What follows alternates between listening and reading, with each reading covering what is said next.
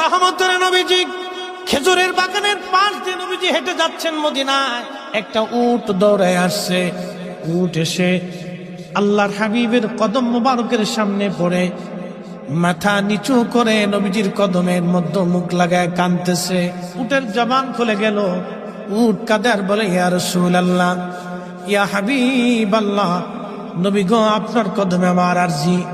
উট কি জন্য তুমি কাঁদো? বলে, ইয়া রাসূলুল্লাহি, আমাকে শুধু মারে, আঘাত করে, কিন্তু খাদ্য দেয় না, কাজ বেশি বেশি করায়। এমন সময় পিছে পিছে ওই মদিনার সেই উটের মালিক দৌড়ায় আসছে। আল্লাহর নবী বললেন, ও উটের মালিক, তুমি কি উটের মালিক? বলে, হ্যাঁ ইয়া রাসূলুল্লাহ। তুমি কি তাকে খাবার কম দাও, কাজ বেশি করাও এবং মাঝে মধ্যে তারে পিঠাও? বলে, ইয়া রাসূলুল্লাহ, কি করে আপনি জানলেন? বলে, উট এসে তোমার বিরুদ্ধে আমার কাছে অভিযোগ পেশ করেছে। একবার জোরে বলা যাবে কি আল্লাহু আকবার? বিশ্ববিখ্যাত আল্লাহর একজন ওলি ছিলেন, তার নাম হযরত মালিক ইবনে দিনার আল ইরাকি আল বসরি রাহমাতুল্লাহ আলাইহি।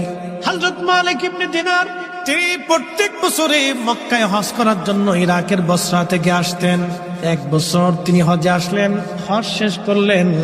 হজ শেষ করার পরে আল্লাহর দরবারে দোয়া করলেন, আল্লাহ, আপনি দয়া করে আমাকে জানান কার হজ হলো, কার হজ হলো না। আপনি দয়া করে আমাকে একটু জানান আল্লাহ।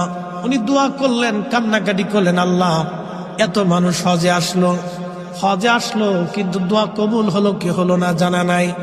আল্লাহ রাব্বুল আলামিন রাত্রিবেলা হযরত মালিক ইবনে দিনারকে স্বপ্ন দেখাইলেন, মালিক রে, সবার হজ আমি আল্লাহ কবুল করেছি, সবার জীবনের গুনাহ আমি আল্লাহ মাফ করে দিয়েছি, কিন্তু একজন মানুষের দোয়া এবং একজন মানুষের হজ আমি আল্লাহ কবুল করি নাই, এবং একজন মানুষকে আমি আল্লাহ ক্ষমা করি নাই। লক্ষ লক্ষ মানুষ আমি মাফ করছি, কিন্তু একজনকে মাফ করি। তো মালিক ইবনে দিনার ইরাকি বসরি খুব চিন্তায় পড়ে গেলেন যে ওই একটা লোক যদি আমি হই তাহলে আমার জীবন বরবাদ হয়ে গেছে।